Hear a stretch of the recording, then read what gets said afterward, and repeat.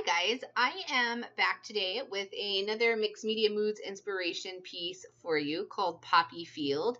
Jen Engel and I get together and do these incredible mood boards, and then we do projects, just tips, tricks, and techniques based on the mood board. We do some projects and we go over things we're doing and what is inspiring us as artists lately, or what techniques we might be using, or supplies, and we just it goes all together in this great little collaborative partnership that we have going on, and we have tutorials and we fill our YouTube channel. That's what we do.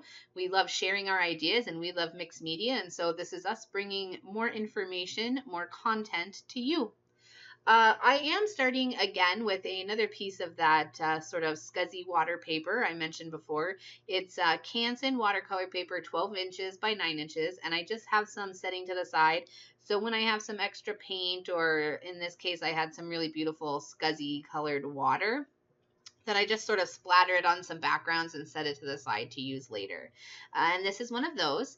And so it's already done when I bring it to the film, to my table. And then I'm using some golden fluid acrylic in carbon black to create these really like gorgeous, high intensity horizontal stripes on my piece.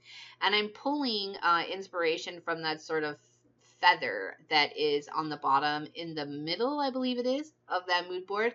And I just love like the sort of intensity that it has, very black and white, which really speaks to my soul. And if you've been around my YouTube channel long, or been on my website and seen my work, you know that I like very stark images, very black and white with sort of a pop of color. So this mood board really does wonders for me. So I've applied my paint in a stripy pattern, and then I was really drawn to the water bottle that's like red on the bottom and black and white on top.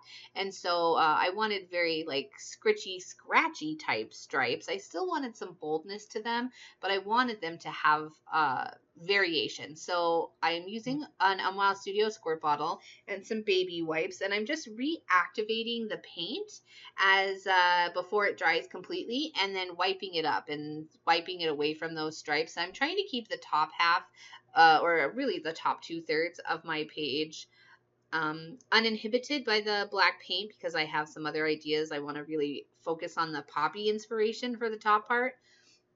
So this is what I call the song and dance. I put some paint down and I lift some paint up. I put some paint down and I lift some paint up until I'm super happy with it.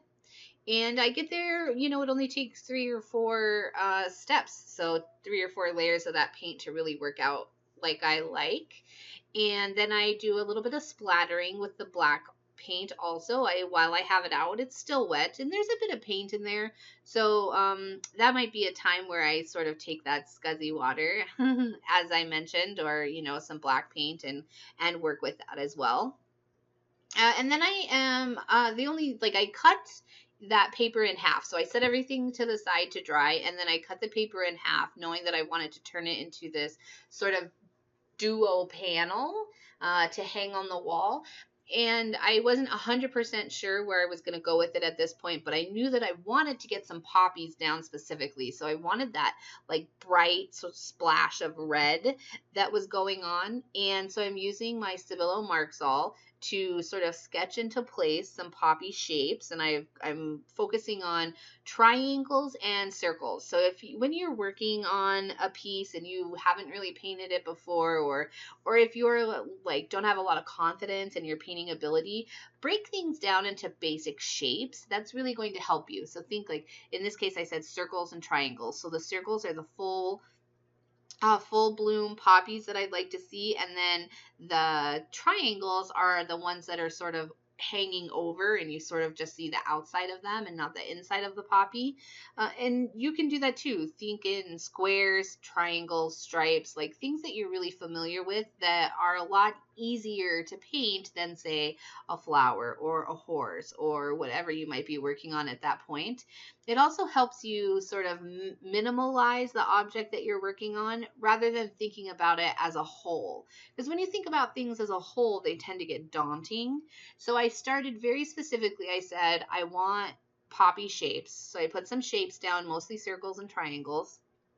And I overlapped a couple, and that helped too, because even when you overlap two circles, then you have two flowers that might be on top of each other or in front of each other, or even just sort of butted up against each other. And so it really helps me sort of center my brain and just start working. Otherwise, I'll sit there forever just staring, immobilized, sort of frozen. And the next step is I knew I wanted to add some color. And if you've been, again, I'll say this, around on my channel for a little while, or on my website or my blogger or whatever, just sort of watching what I'm doing, you'll know that I really like acrylics in a watercolor effect. So it's called an acrylic wash. And so the idea is that you add a fair amount of water to your acrylic paint to thin it out and get this sort of really cool mottled washy effect. And it is similar to watercolor, but I enjoy doing it with acrylics because my colors are always brighter, and when it's dry, it's permanent. So I like to do a lot of layers on top of each other, and I also find myself being sort of like instant gratification based. Not 100%, like I can wait it out, but I do really like to work on my focal image early in my piece, rather than sort of build up my background and then finish with the final piece. So you'll find that a lot of times I build up my background for a little while, and then I focus on my focal point, and then I'll go back and add in more things in my background. So that's more of that sort of give and take song and dance I was talking about earlier. It's a really prominent aspect to my artwork. I jump around a bit. I work on this a little. I work on this a little. I put some down. I take some up. I do the background. I do the foreground. I do the background. I go back and forth. It's a dance with me. It's a little here, a little there, give and take. That's the best way I can explain it. And that's what yields that process yields my final outcome. And so I am learning to embrace it and to work with it some more. Hopefully I didn't ramble on too much. All of that really was just to say that I am playing in the foreground, and I did those shapes, and now I am playing with color. So I'm using that same red by Amsterdam Acrylic, the Naphthol Acrylic, or Naphthol Red Deep by Amsterdam Acrylic. And I love it. The color is really intense and vibrant, and gives me a lot of warm fuzzy feelings using it. I don't opt for red very often, but I've been trying to branch out more, and so I'm trying to use it more. And of course, this mood board had a pop of red. You can see when I add the water to it and I start to dilute it and sort of spread it out into the open areas, it gets a much more like purple hue to it, and it's really cool. It's like, it's very subtle and interesting. It's really fun. I like it a lot. So I am just pulling that color around and layering the acrylic layers on top of each other, and just getting that sort of washy kind of really fun effect. Oh, and you can see the poppies are really starting to come together. And I did keep in mind too, my rule of thirds. So my stripes take up 1/3 of the project, and then the poppy field is going to fill in sort of that 2/3 of the top area. And I also kept in mind odd numbers, and so I have 3 stripes, and on the left hand side I have 3 poppies, and on the right hand side I do have 4, but one of them is tiny, and then the other one is connected to the one on the other page. And so I am kind of stretching it a little bit, our design basics here, but we're going to go with it because in the end the result is really, really, really fantastic. And I'm feeling good about the variety that I have going in my poppies, and the contrast and the beautiful colors. I'm really loving the acrylic washes that are happening. So I'm going to set that to the side to dry and come on back. And now I'm going to build back in some details. So I am drawing in some of the areas with the Stabilo. From here, I want things to be a bit more sort of scritchy, scratchy, very distressed. That's something like that's a look that I yearn for in my artwork, distressed. And I really, like, my brain keeps saying I want my artwork to be a bit more raw. And I'm not sure if that means less composed, or like maybe I stop a little bit sooner than I have been so that I get more of an exposed finish rather than a polished finish. But sorry, I really am rambling now. I'll work on that later. Anyways, that idea, though, this like sort of wanting that I have, is where this sort of sketchy process that I'm working on right now comes into play. So I'm working with this Stabilo Marxol, and I'm sketching in some pods that haven't opened, and I'm sketching in the stems for the poppies, and then I'm also sketching around the outside of the poppies. So I'm using a Stabilo Marxol, and I'm using an almost dry paintbrush, so it's barely damp at all, to activate the Stabilo with water. And that is aiding in this sort of dreamy, hazy, maybe almost like worn out print look that I'm getting. And I know that poppies have this really stark set, like black bulbous center to them, and so I am using my Stabilo to work on that. And one of the ways is I scribble a little bit with it dry, and then I dip it into some water and dampen it up to get some of that really intense, vibrant black that comes from the Stabilo once it's been activated with water. And I am heating between things, and I'm in my brain, I'm remembering trying really hard to keep in the forefront that Stabilo is always reactivated with water. So unless it's been sealed really, really well, it will always move with whatever layer I put on it next. So I'm keeping that in mind and knowing that I'm sort of locking myself into this composition at this point. And I'm fine with that. I'm happy with it. I like where it's going and how it's looking, and I'm starting to see my final result. So I built up with some Stabilo quite a bit, and then now I'm going to do some stitching. So I really love to mix in fibers and 3D textural elements, as well as building textural elements with just my paints and my pencils. So I have poked some holes.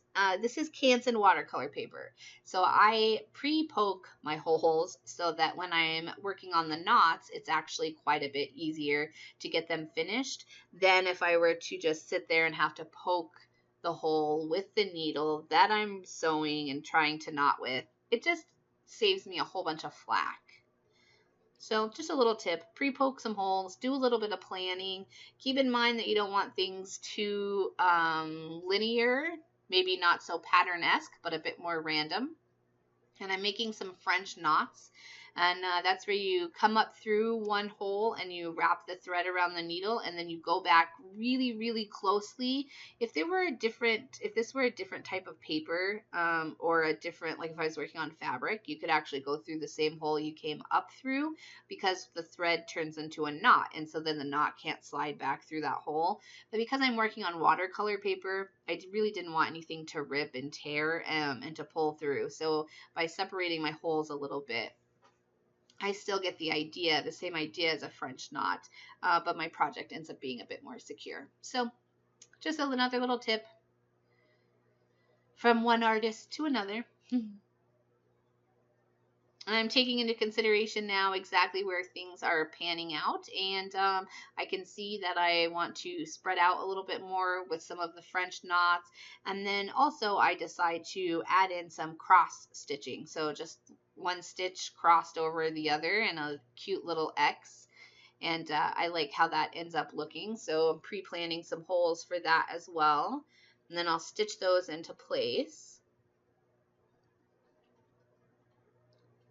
And it really is a personal preference. I use DMC floss for mine, but I know there are other types of embroidery floss out there.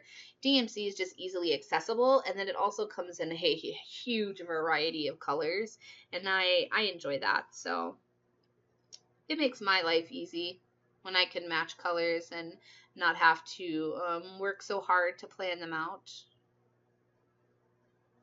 Yeah, I'm really liking how it's looking, and so I always leave a tail and tape it down, and then now I can untape that tail and tie everything into a nice little knot, and then it's sturdy.